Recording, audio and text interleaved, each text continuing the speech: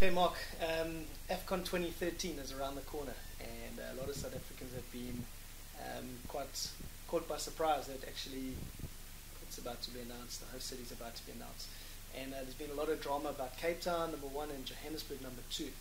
And we just wanted to get a summary from your side on the host city issue as an issue on itself, and why you think it's been delayed and there's been so much to and fro, and why the surprise that most people expect Cape Town and Joburg to perhaps miss out, and what are your thoughts on that? Yeah, look, I think at the end of the day, South African Football Association must take some blame for perhaps not investigating this thing thoroughly enough.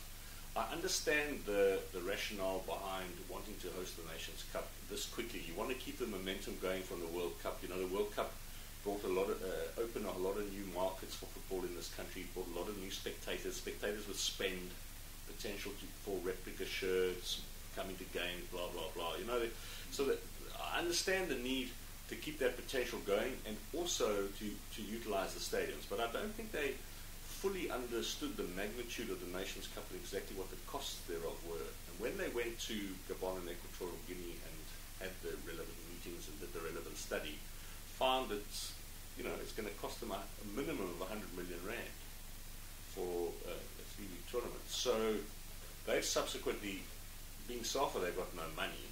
So they don't have that kind of money. So they've gone around to the cities looking for the cities to pay. And the cities, if you divide it by, you know, they're going to be 5 candidate cities, that's 20 million a pop. You find it's not unreasonable that some of them are deciding, listen, we cannot justify spending 20 million rand. And I think SAFA will eventually, and the cities will eventually be bailed out by the government. I think central government will pay towards the tournaments. But they should have squared this thing away with central government long before they went through the bidding process. It's almost like they've done all the deals and now they come with a begging bowl, and it's, you know, you're forcing the hand of government and of provinces and of the cities, which is not the way you're going to build long-term relationships with partners that you're going to need for the long term. So I think it's a combination of poor preparation by SAFA, the fact that they don't have any money, and perhaps, you know, central government too doesn't have a vision on sponsoring all of these big things and looking into bringing these big things to South Africa. And maybe just on that, just another question that came up. When you speak of the momentum from the World Cup and bringing in those fans again, different segments of South Africa, business as well, on that positive side, what do you think this tournament could do for the country again, and for the football, which from a spectator point of view, PSL has really been a bit flat.